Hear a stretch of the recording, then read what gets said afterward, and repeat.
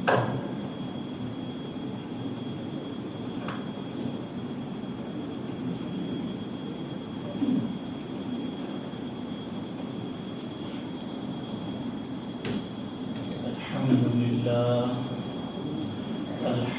لله وكفى وسلام على عباده الذين اصطفى خصوصا على أفضلهم وخاتم النبيين محمد الأمين وعلى آله وصحبه أجمعين. أما بعد فأعوذ بالله من الشيطان الرجيم. بسم الله الرحمن الرحيم. ولمن خاف مقام ربه جنتان فبأي آلاء ربكما تكذبان. صدق الله المولانا العظيم.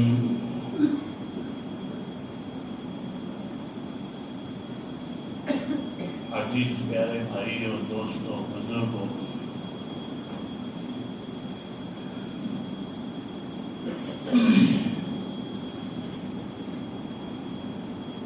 خوف الہی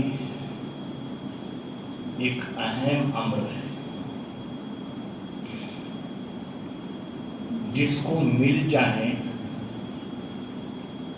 اس کی دنیا و آخرت دونوں سنور جائیں.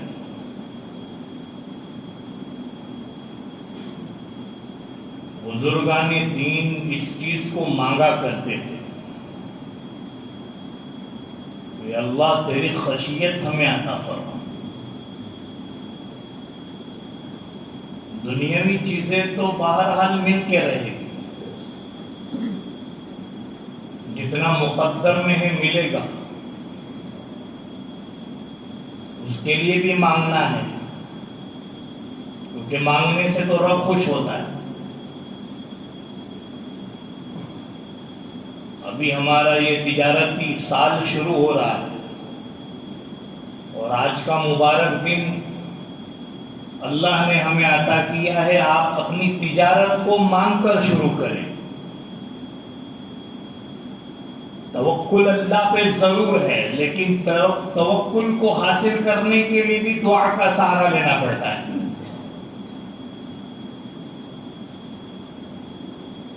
تو خشیت الہی اور خوف خداوندی ایک اہم امر ہے، اور اس کے مقابل میں دوسری چیز ہے، وہ ہے امید.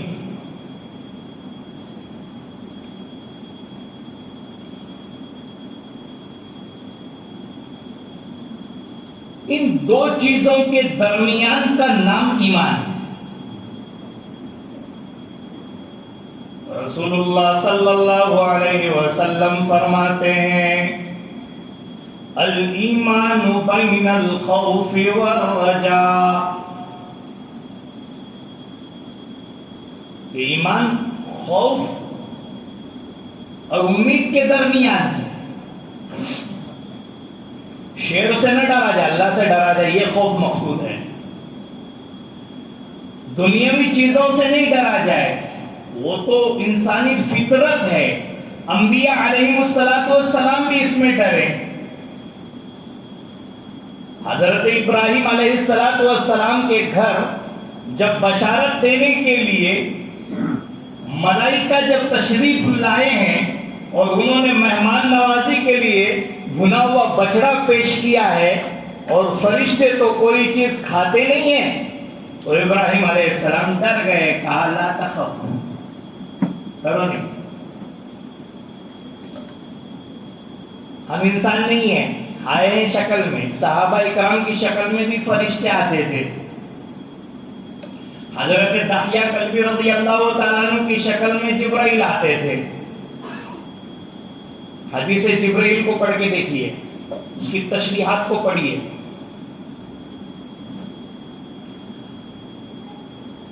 تو فرشتے انسانی شکل میں ہے. حضرت سیدنا ابراہیم علیہ السلام ڈر گئے. کہا آپ کو بشارت دینے آئے ہیں اور آپ کے جو بھانجے ہیں حضرت لوط علیہ السلام ان کی قوم پر عذاب ڈالنے آئے ہیں. دو کام دو طرف کریں گے. ایک طرف آپ کو خوشخبری سنائیں گے اور دوسری طرف ان پر عذاب ڈھائیں گے، ان کو تہس نہس کریں گے.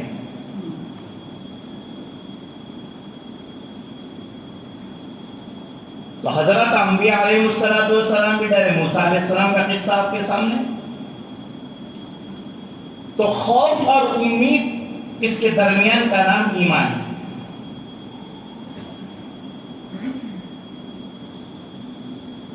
کب خوف کرنا چاہیے، کب امید لگانا چاہیے، علماء نے اس کی ایک ڈیٹیل لکھی ہے، تفصیل لکھی ہے. امام غزالی رحمت اللہ علیہ نے کیا لکھا ہے؟ امام غزالی رحمت اللہ علیہ لکھتے ہیں کہ نوجوانوں کو خوف زدہ ہونا چاہیے اللہ سے جوانی میں ڈرنا چاہیے. کب ڈرنا چاہیے؟ جوانی میں. اس کا مطلب یہ نہیں کہ بڑھاپے میں بھول جانا چاہیے. جب جوانی میں ڈرتے آئے گا تو یہ ڈر اتنا پیدا ہوگا کہ بڑھاپے میں ضرور ڈرے گا. اور بڑھاپے میں امید لگانا چاہیے کہ اب میرا باری تعالیٰ مجھے معاف کرنے پر قادر مطلق ہے، ضرور معاف کرے. جب انسان میں صحت اور تندرستی ہو تب اللہ کا خوف ہونا چاہیے کہ گناہ سے بچیں. اور جب بیمار ہو تو امید ہونا چاہیے کہ وہی رب تعالیٰ مجھے شفا یابی دے گا. خوشی کا ماحول ہو،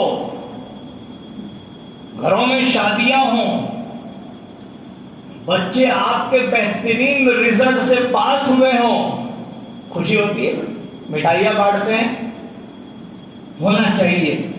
لیکن اس وقت بھی خوف کو ہاتھ سے نہیں جانا چاہیے، دلوں میں خوف ہونا چاہیے. اور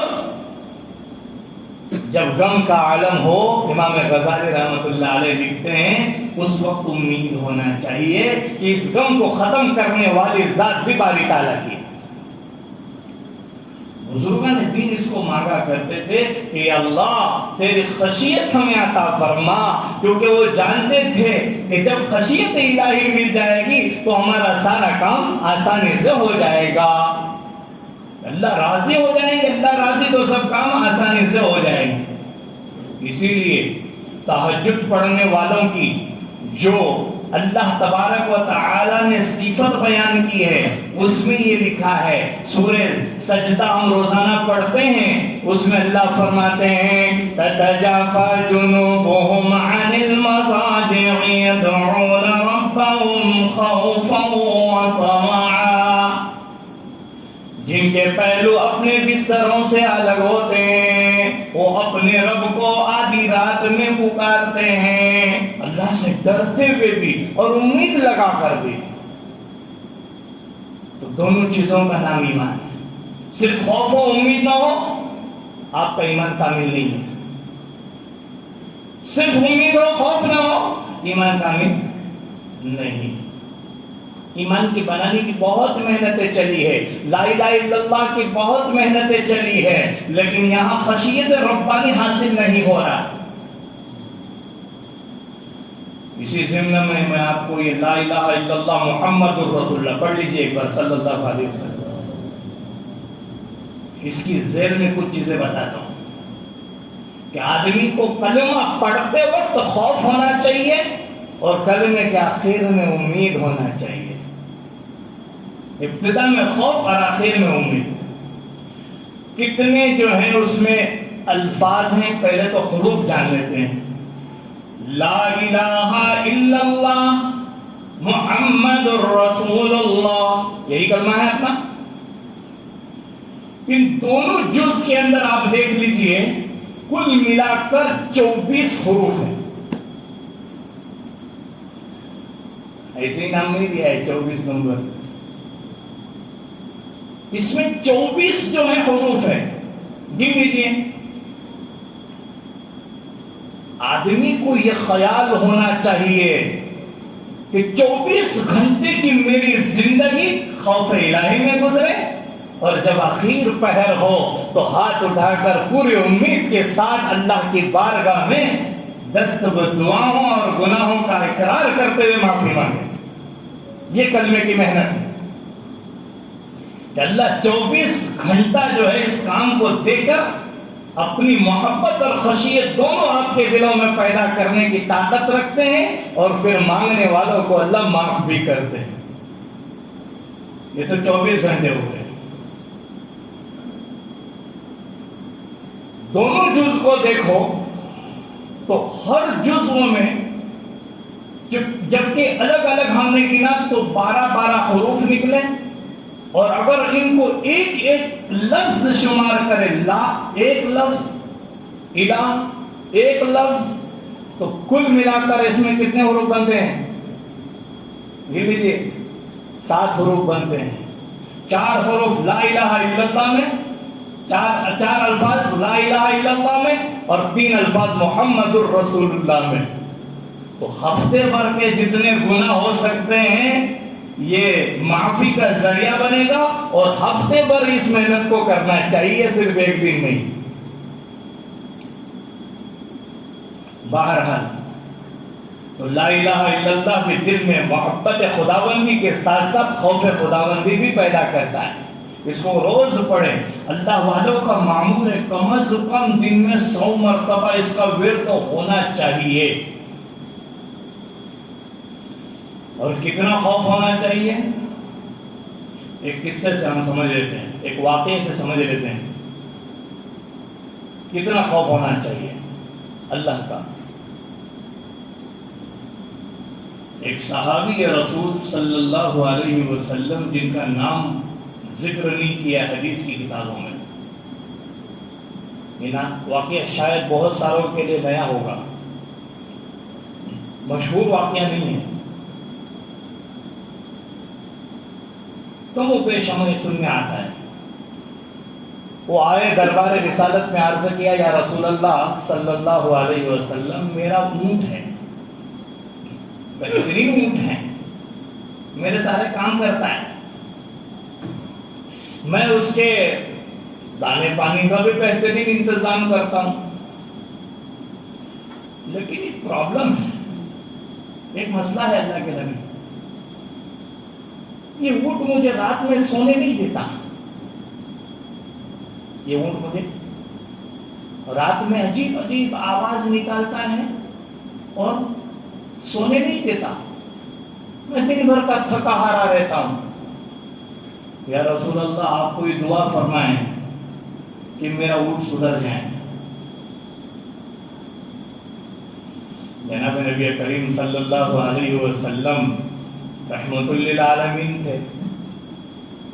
ویسے حضرت سلیمان علیہ السلام کو اللہ نے پرندوں کی بولی سکھلائی تھی، گویائی سکھلائی تھی، پرندے بولتے یہ سنتے سمجھتے، یہ بولتے پرندے سمجھتے۔ علمنا منطق الطیر، اللہ کہتے ہیں علمنا منطق الطیر، ہم نے سلیمان علیہ السلام کو پرندوں کی بولی سکھلائی۔ آج کوا کیا بولے ہمیں سمجھ میں نہیں آتا، اپنے گھروں میں بہت سارے طوطے پالتے ہیں، سمجھ میں نہیں آتا، مرغیاں پالتے ہیں، سمجھ میں نہیں آتا وہ کیا بولتی ہے۔ سلیمان علیہ السلام ایسے نبی تھے کہ ان کو اللہ نے پرندوں کی بولی سکھلائی تھی، بھاشا۔ رسول اللہ صلی اللہ علیہ وسلم ایسے نبی تھے کہ اونٹ آ کر اگر شکایت کرتے تھے رسول اللہ صلی اللہ علیہ وسلم اس کو سمجھ جاتے تھے۔ وہ قصہ مشہور ہے نا، وہ ایک صحابی جن کے بارے میں اونٹ نے آ کے شکایت کیا۔ بہرحال میں یہ قصہ سنا رہا تھا کہ اونٹ کو بلایا سرکار نے، کہا کہ ہم نے تمہارا تو مدعا ہے وہ سن لیا، تمہارے اونٹ کو بھی بلا دو، اس سے بھی بات کر لیتے ہیں، سمجھ لیتے ہیں۔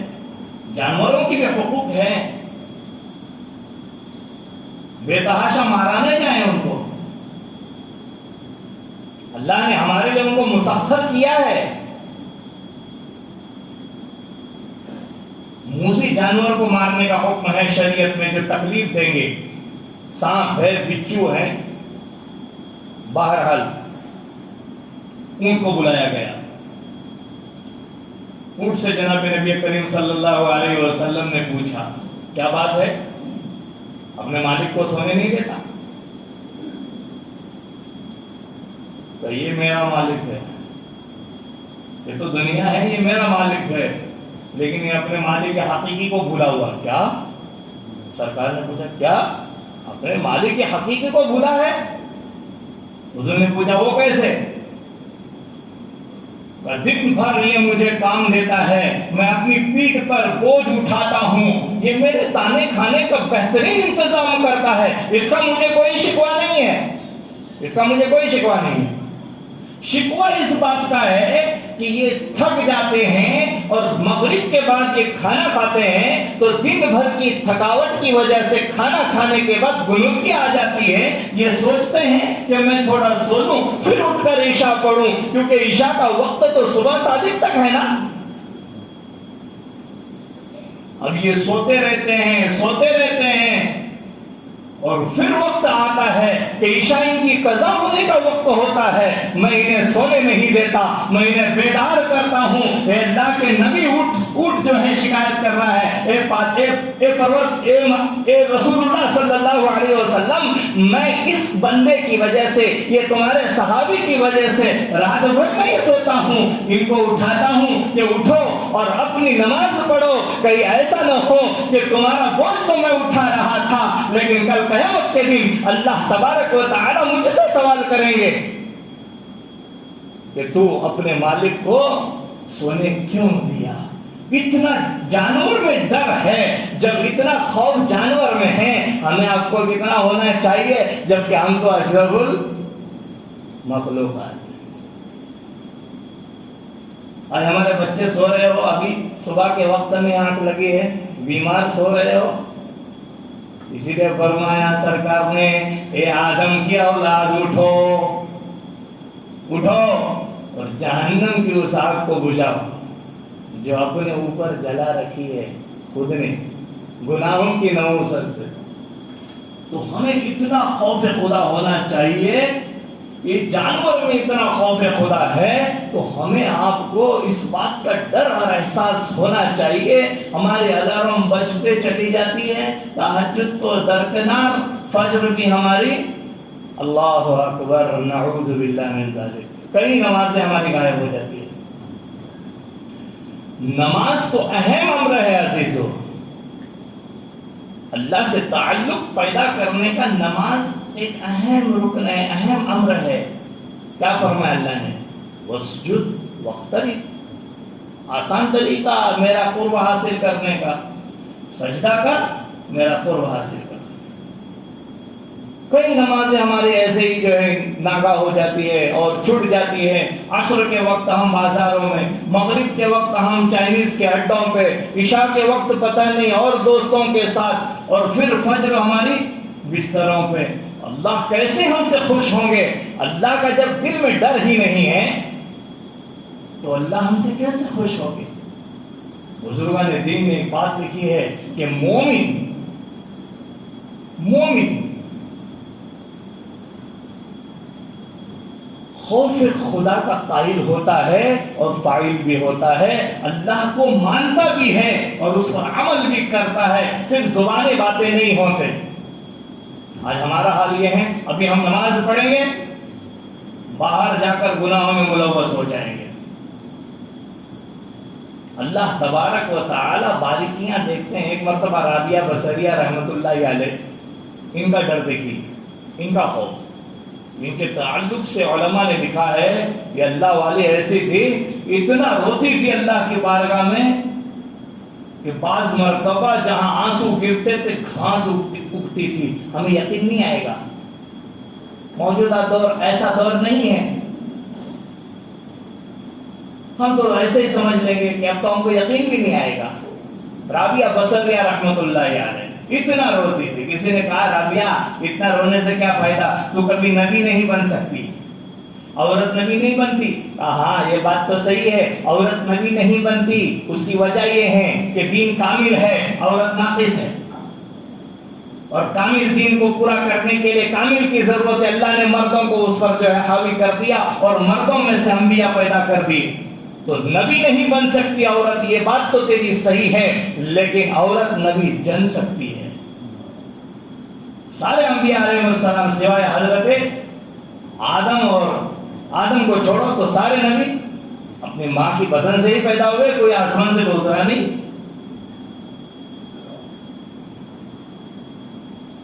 اتنا ڈر اللہ کا پیدا ہونا چاہیے.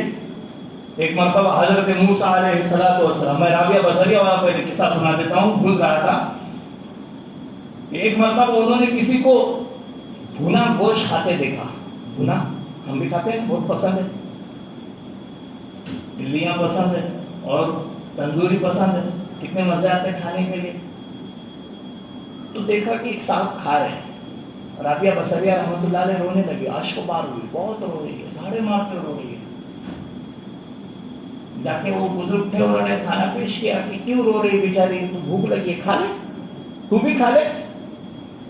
اے اللہ کے بندے، اے اللہ کے بندے، مجھے بھوک نہیں لگی ہے، مجھے اللہ کا ڈر ستا رہا ہے، مجھے خوف خداوندی ستا رہا ہے، اور یہ ہے کہ میں یہ سوچ رہی ہوں کہ اس مرغے کو پہلے ذبح کیا گیا، اس کو صاف کیا گیا اور پھر بھونا گیا. ٹھیک ہے، شریعت نے اجازت دی ہے، جواز پیدا کر دیا ہے، لیکن ایک بات یاد رکھنا، اگر ہم گناہوں کے پتلے بن گئے تو گناہوں کا پتلا ہونے کی وجہ سے ہم جہنم کا ایندھن ہوں گے اور پھر جہنم میں زندہ جلایا جائے گا. اس ڈر سے میں رو رہی ہوں، ورنہ تیرے اس کھانے سے لجا کر نہیں رو رہی ہوں. ابھی تو ڈر، اللہ کا ڈر ہر وقت، جب بھی آپ کہیں رہیں، کوئی بھی کام کریں، اللہ دیکھ رہا ہے. آج ہم نے گناہوں کو ایسے سمجھ لیا نا جیسے مکھی بیٹھی تھی، اس کو اڑا دیا. اور اللہ تو بہت بڑے، اللہ ہی معاف کریں گے، اللہ معاف کریں گے، یہ بات اپنی جگہ ہے. لیکن اللہ تبارک و تعالی جس طرح غفور الرحیم ہے، غفار للذنوب ہے، اللہ تبارک و تعالی بندے کو عذاب دینے پر بھی قادر ہے. بنی اسرائیل کا ایک قصہ آپ کو بیان کرتا ہوں. ہم نے ایسے ہی اڑا دیا نا کہ بس اللہ ہی معاف کریں گے. حضرت داموس ایک بنی اسرائیل کے ایک بہت بڑے اللہ والے تھے. داموس ایک مرتبہ باہر نکلے تو پہاڑ سوکھے ہوئے نظر آئے. کہا کہ کاش اس پر گھاس ہوتی، آبشار ہوتے، بارش برستی، کتنا اچھا ہوتا. اللہ نے الہام کر دیا، داموس تو میرا مشیر بن رہا ہے کیا، کیا اچھا لگے گا کیا خراب لگے گا تو مجھے بتائے گا. فوراً ڈر گئے اللہ سے، فوراً، اور پھر اپنے آپ کو سزا دی. اور یہ سزا دی کہ جب تک اللہ مجھے معاف نہ کرے تب تک میں کھانا پینا نہیں کھاؤں گا. 4 دن ہو گئے. علامہ تھانوی رحمۃ اللہ علیہ نے یہ بات لکھی ہے کہ ہر انسان کو ایسا ہونا چاہیے کہ کوئی گناہ ہو جائے مجھ سے، اپنے آپ کو سزا دے. اللہ والے ایسا کیا کرتے ہیں. تو حضرت داموس نے ایسا کیا، اپنے آپ کو سزا دی. 4 دن ہو گئے، بھوکے پیاسے ہیں، اور اس کے بعد جب باہر نکلے ہیں تو بستی والوں نے کھانا وانا بنایا تھا اور اصرار کیا کہ حضرت کھا لو. کہا نہیں، جب تک اللہ مجھے معاف نہیں کرتے میں نہیں کھا سکتا. ایک بندے نے کہا ارے اللہ کا عذاب نا، نعوذ باللہ من ذالک، اس کے جملے سنو بنی اسرائیل کے، ارے اللہ کا عذاب تو ہم پورے بستی والے جھیل لیں گے، چھوڑو آپ کھاؤ. اتنا کہنا تھا کہ اللہ کو جلال آ گیا.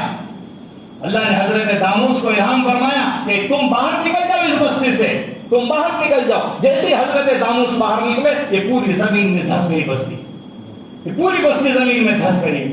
اللہ والوں کی باتیں پڑھنا چاہیے، تب جا کے خوف خداوندی حاصل ہوگا. عزیزوں، بہت سارے قصے ہمارے سامنے ہیں، یہاں قصے بیان کرنا مقصد نہیں ہے. مختصر بات کہ اپنے دلوں میں اللہ کا خوف پیدا کرنا ہے، اور اس خوف کو حاصل کرنے کے لیے اہم چیز ہے علم حاصل کرنا. ہمارے پاس علم کی کمی ہے، ہمارا معاشرہ علم سے پیچھے ہے، بہت پیچھے ہے.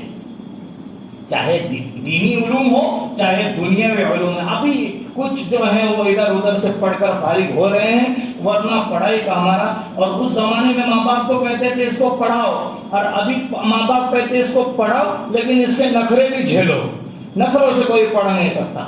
عزیزو ایک بات اور، کہ تعلیم ضروری ہے. جب تعلیم ہوگی اور دونوں تعلیم اپنے بچوں کو ضرور دو, آنے والے زمانے میں آپ کے بچے نہ پچھتائیں. ہمارے اپنی اولاد جو ہیں یہ ہر لائن میں آگے ہونی چاہیے, اس لیے دونوں تعلیم دو اور ان کا جو ہے آپ استقبال بھی کرو. جب آپ کے بستی میں حفاظ علماء آئے ان کا بھی آپ استقبال کرو. جو آپ کے بستی کے اندر ڈاکٹر انجینئر بن جائیں, ابھی 10ویں 12ویں پاس ہو جائیں, ان کا بھی آپ استقبال کرو, ان کی ہمت افزائی کرو, ان کو آگے بڑھاؤ. اللہ تبارک و تعالی ہم کو عمل کی توفیق عطا فرمائے. وآخر دعوانا الحمدللہ رب العالمین.